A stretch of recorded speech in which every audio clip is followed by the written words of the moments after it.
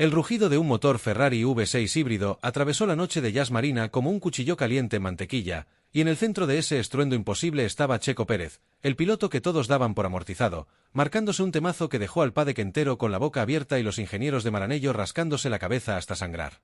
No era un gran premio cualquiera, no era una sesión de clasificación bajo los focos, era una prueba privada, casi clandestina, en el circuito de Abu Dhabi a finales de noviembre de 2023. Cuando el SF23 ya estaba desangrándose en las últimas carreras de la temporada y Red Bull había decidido prestar a su segundo piloto a la escudería para un test de neumáticos Pirelli que, en teoría, no iba a mover ni una coma en el campeonato. Pero lo que ocurrió aquella madrugada cambió la percepción de un coche que había sido tildado de diva caprichosa, de monoplaza con talento pero sin alma, y de paso resucitó la leyenda de un mexicano que llevaba meses siendo el saco de boxeo de los memes y los tertulianos. Todo empezó con un correo cifrado.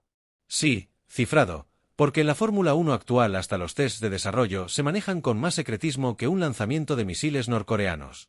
Mattia Binotto, que para entonces ya había sido relevado pero conservaba contactos en el garaje rojo, recibió la propuesta de Milton Keynes.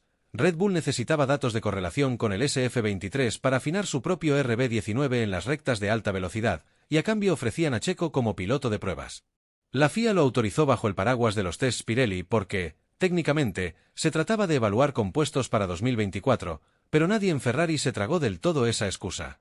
El SF23 había sido un coche problemático desde Bahrein, porpoising brutal en recta, degradación de neumáticos que parecía diseñada por un sádico, y un balance aerodinámico que obligaba a los pilotos a conducir como si llevaran un huevo en el asiento. Leclerc lo domaba a base de talento puro, Sainz lo sufría con estoicismo español, pero el coche no ganaba carreras por méritos propios desde Canadá. Y ahora llegaba Checo, el tipo que en Red Bull había sido eclipsado por el huracán Verstappen hasta el punto de que su asiento para 2024 pendía de un hilo más fino que el alerón delantero de un Haas. La noche del 28 de noviembre el desierto estaba helado, apenas 8 grados, condiciones que el SF23 odiaba porque su flujo de aire se volvía tan impredecible como las encuestas electorales. Los mecánicos de Ferrari montaron el coche con una configuración de carga media-baja, el famoso concepto Outbass que habían abandonado en Singapur y que ahora resucitaban para el test. Neumáticos C3, C4 y el prototipo C5 blando para 2024.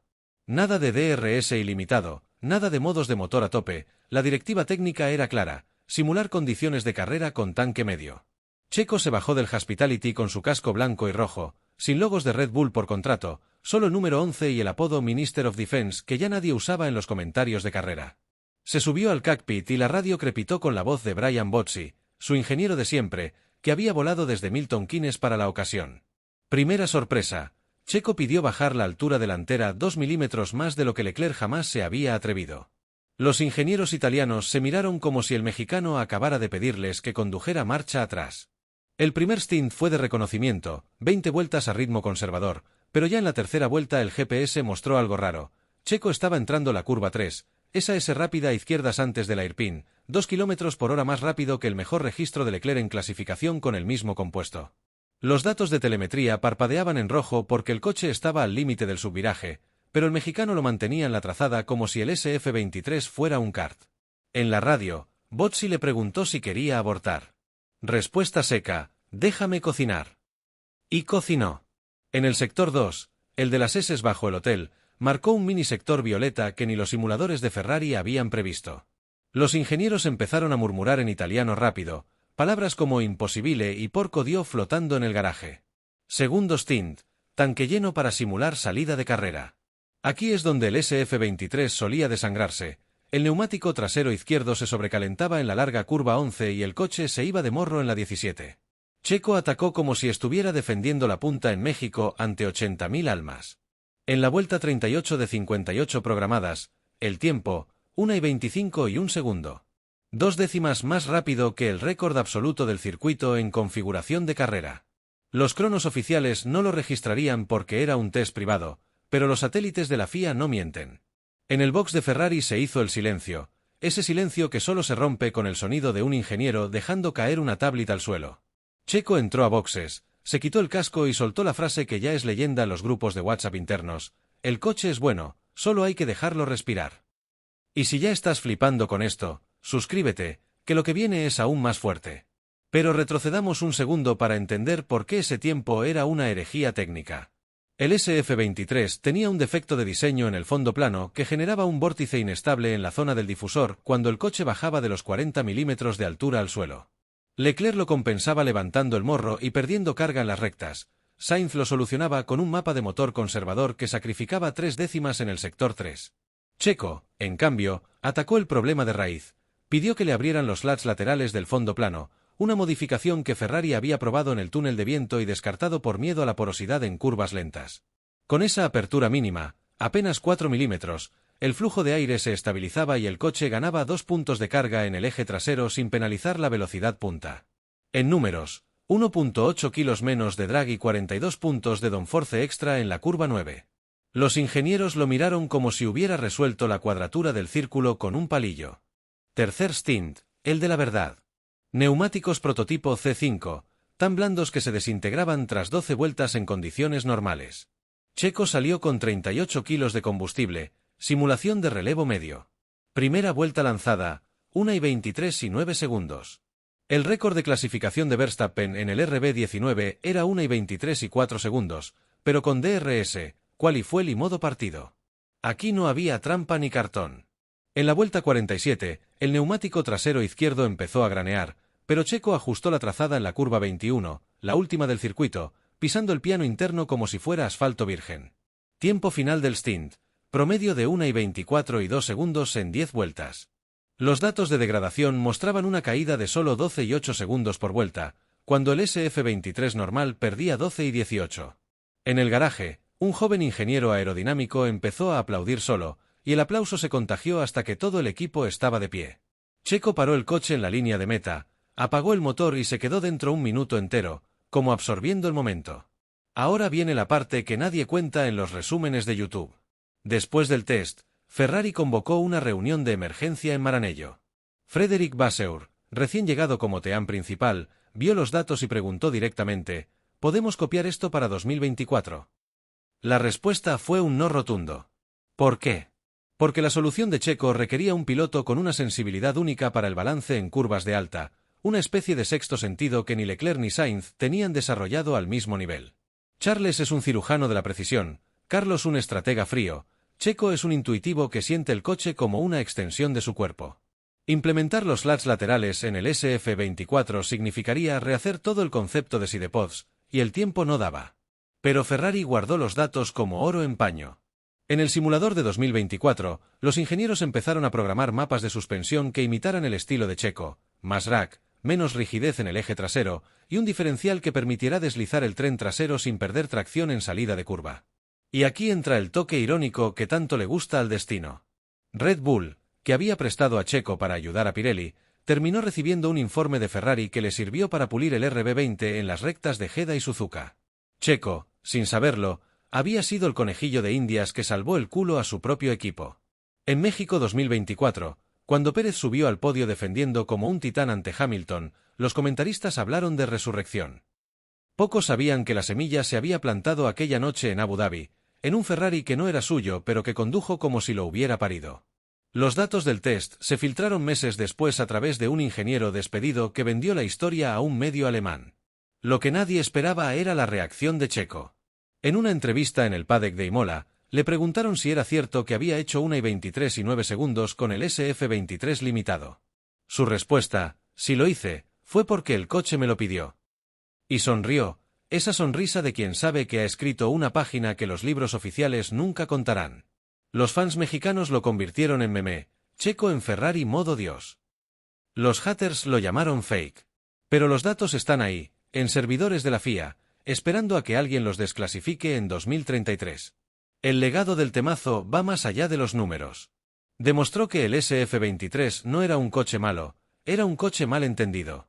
Como esas guitarras Stradivarius que suenan como un ángel en manos de Paganini y como un gato pisado en las de un principiante. Checo fue el Paganini de una sola noche.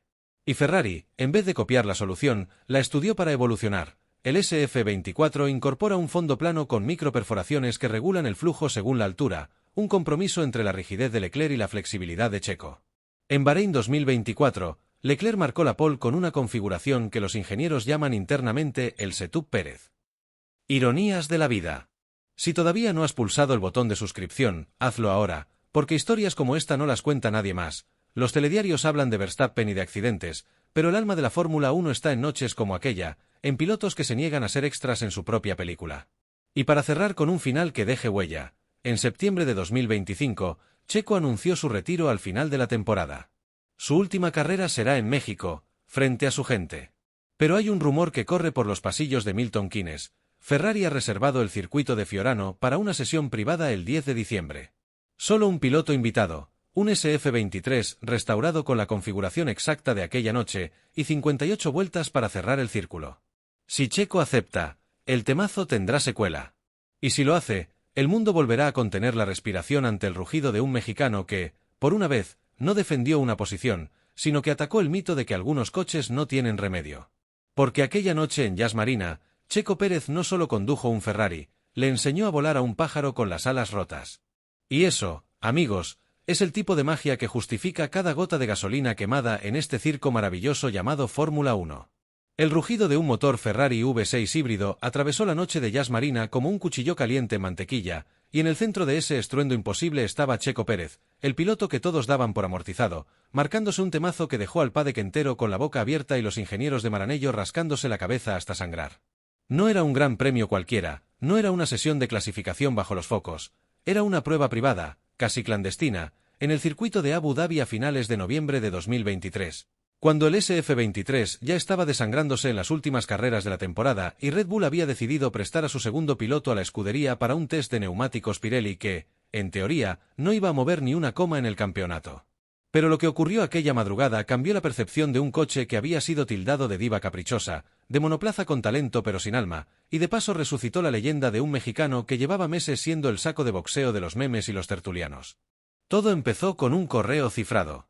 Sí, cifrado. Porque en la Fórmula 1 actual hasta los tests de desarrollo se manejan con más secretismo que un lanzamiento de misiles norcoreanos. Mattia Binotto, que para entonces ya había sido relevado pero conservaba contactos en el garaje rojo, recibió la propuesta de Milton Keynes. Red Bull necesitaba datos de correlación con el SF23 para afinar su propio RB19 en las rectas de alta velocidad, y a cambio ofrecían a Checo como piloto de pruebas.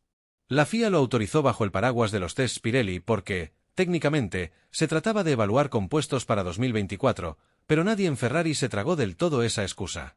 El SF23 había sido un coche problemático desde Bahrein, porpoising brutal en recta, degradación de neumáticos que parecía diseñada por un sádico, y un balance aerodinámico que obligaba a los pilotos a conducir como si llevaran un huevo en el asiento.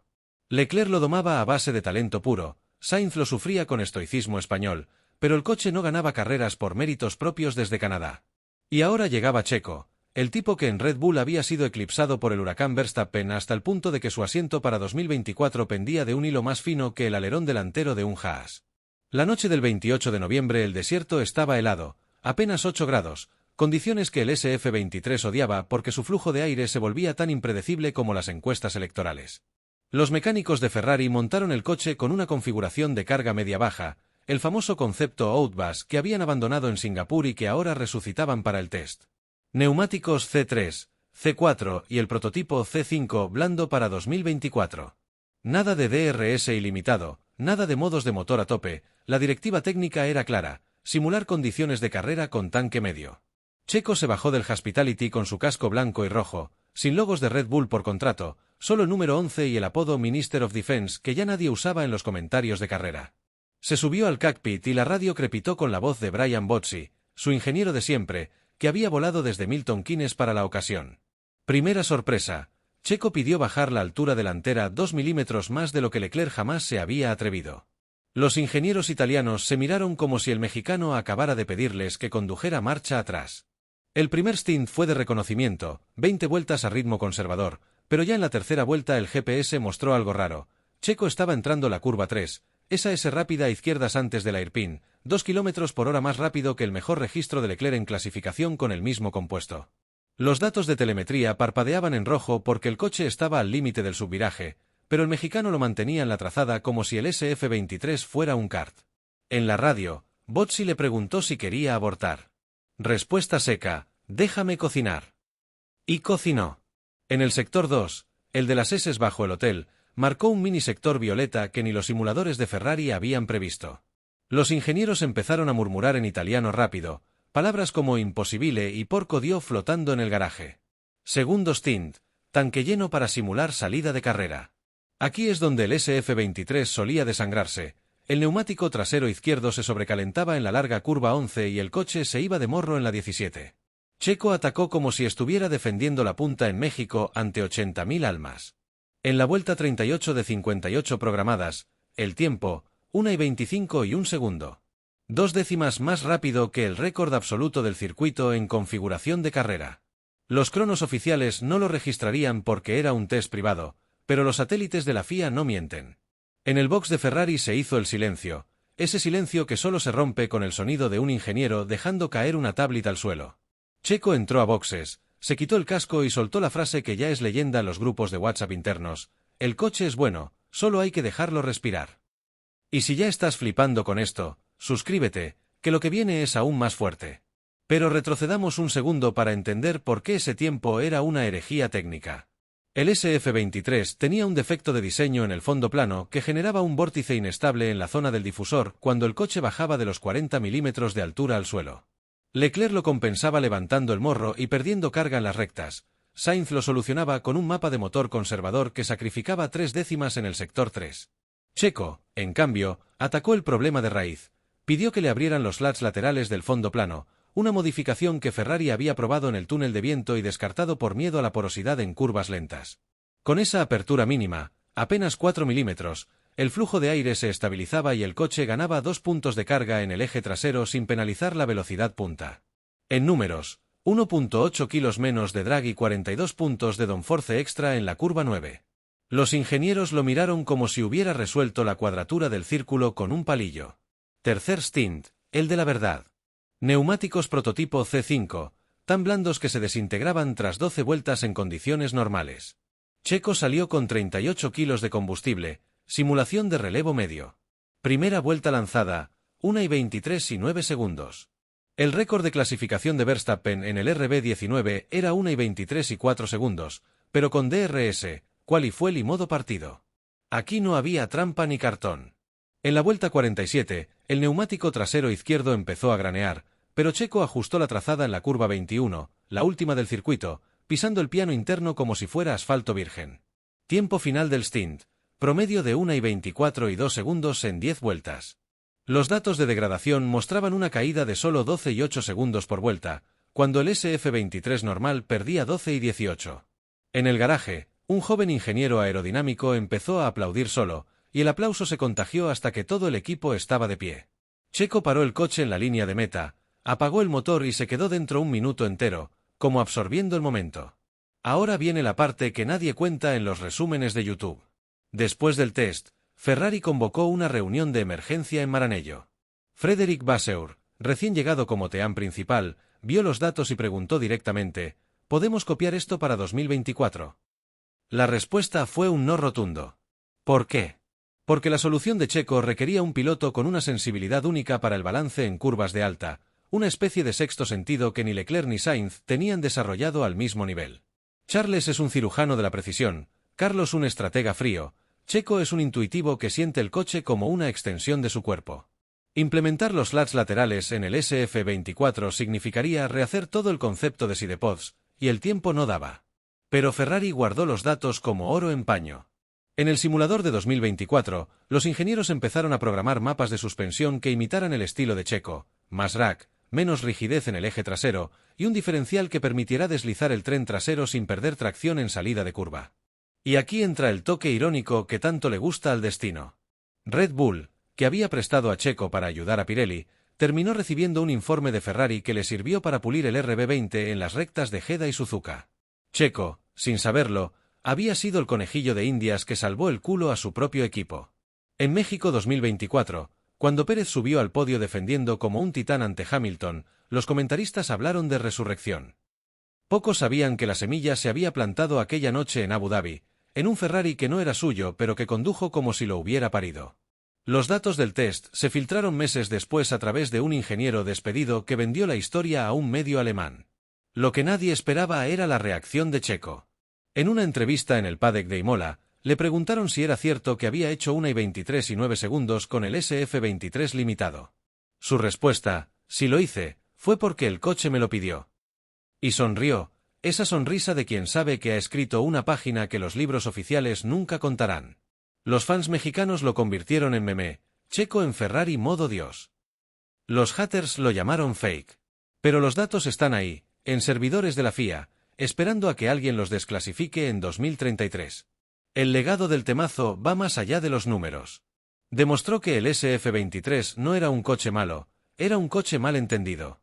Como esas guitarras Stradivarius que suenan como un ángel en manos de Paganini y como un gato pisado en las de un principiante. Checo fue el Paganini de una sola noche. Y Ferrari, en vez de copiar la solución, la estudió para evolucionar. El SF24 incorpora un fondo plano con microperforaciones que regulan el flujo según la altura, un compromiso entre la rigidez de Leclerc y la flexibilidad de Checo. En Bahrein 2024, Leclerc marcó la pole con una configuración que los ingenieros llaman internamente el Setup Pérez. Ironías de la vida. Si todavía no has pulsado el botón de suscripción, hazlo ahora, porque historias como esta no las cuenta nadie más. Los telediarios hablan de Verstappen y de accidentes, pero el alma de la Fórmula 1 está en noches como aquella, en pilotos que se niegan a ser extras en su propia película. Y para cerrar con un final que deje huella, en septiembre de 2025, Checo anunció su retiro al final de la temporada. Su última carrera será en México, frente a su gente. Pero hay un rumor que corre por los pasillos de Milton Keynes. Ferrari ha reservado el circuito de Fiorano para una sesión privada el 10 de diciembre. Solo un piloto invitado, un SF23 restaurado con la configuración exacta de aquella noche, y 58 vueltas para cerrar el círculo. Si Checo acepta, el temazo tendrá secuela. Y si lo hace, el mundo volverá a contener la respiración ante el rugido de un mexicano que, por una vez, no defendió una posición, sino que atacó el mito de que algunos coches no tienen remedio. Porque aquella noche en Yas Marina, Checo Pérez no solo condujo un Ferrari, le enseñó a volar a un pájaro con las alas rotas. Y eso, amigos, es el tipo de magia que justifica cada gota de gasolina quemada en este circo maravilloso llamado Fórmula 1. Vamos a desmenuzar esa noche vuelta por vuelta, porque los números no mienten pero tampoco cuentan toda la historia sin contexto. En la vuelta 1 del primer stint, Checo salió con 62 kilos de combustible y neumáticos C3 duros, los más conservadores. Tiempo, 1:29:08 segundos.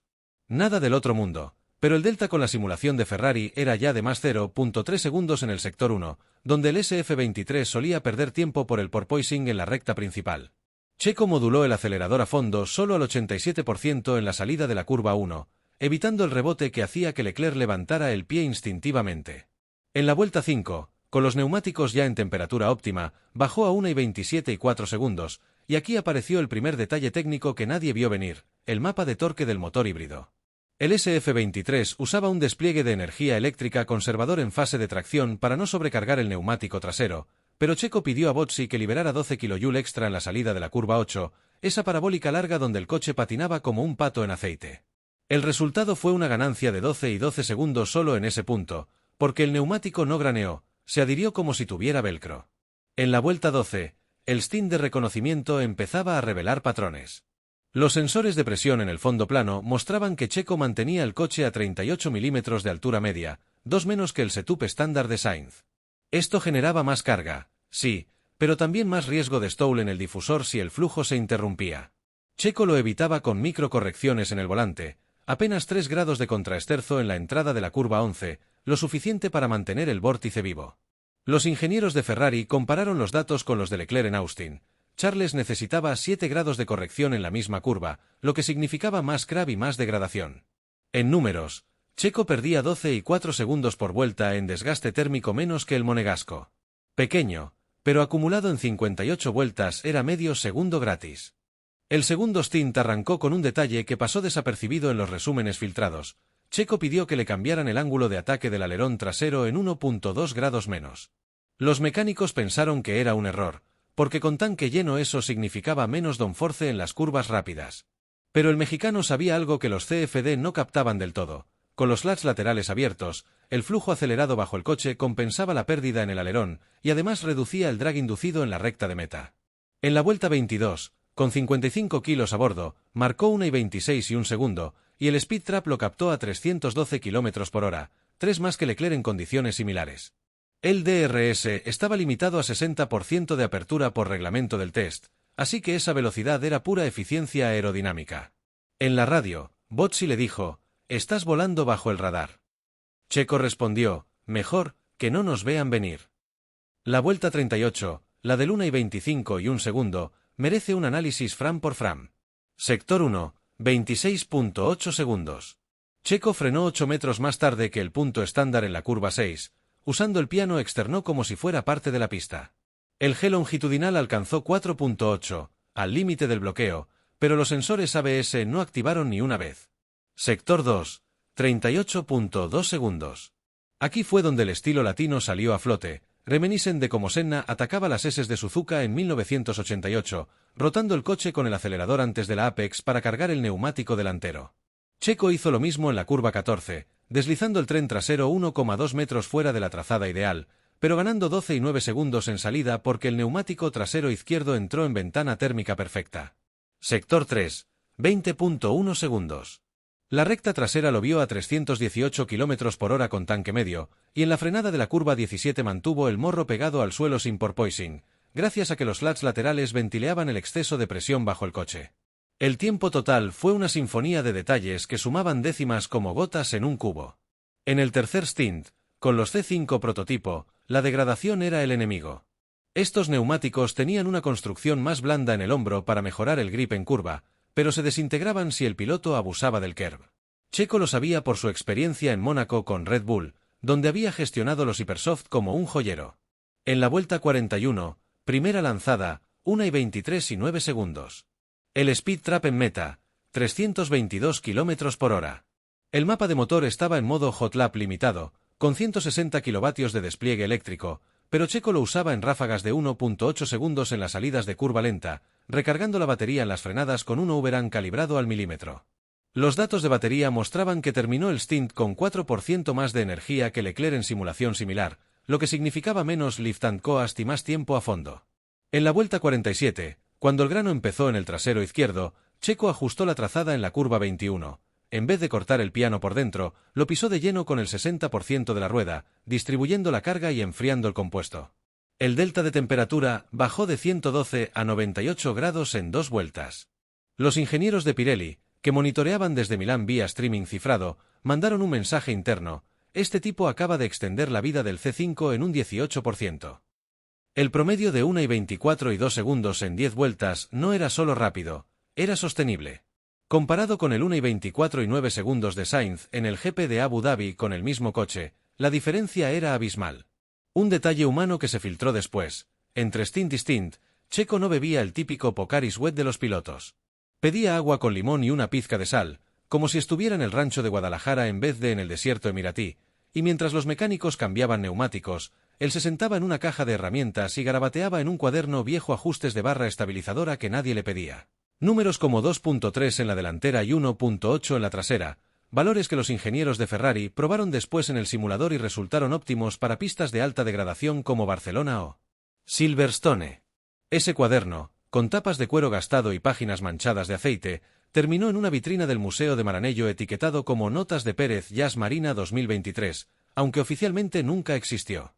Otro detalle que pasó bajo el radar: durante el segundo pit stop, uno de los mecánicos mexicanos del equipo, un tal Javier de Monterrey que llevaba 5 años en la escudería limpiando tuercas, vio los tiempos en la pantalla y se le escapó una lágrima que intentó disimular ajustando la presión de los neumáticos a 19,8 libras por pulgada cuadrada en vez de los 20.1 estándar, un ajuste que Checo ni siquiera pidió, pero que mejoró la ventana térmica en la última parte del stint porque el compuesto se expandía menos bajo carga.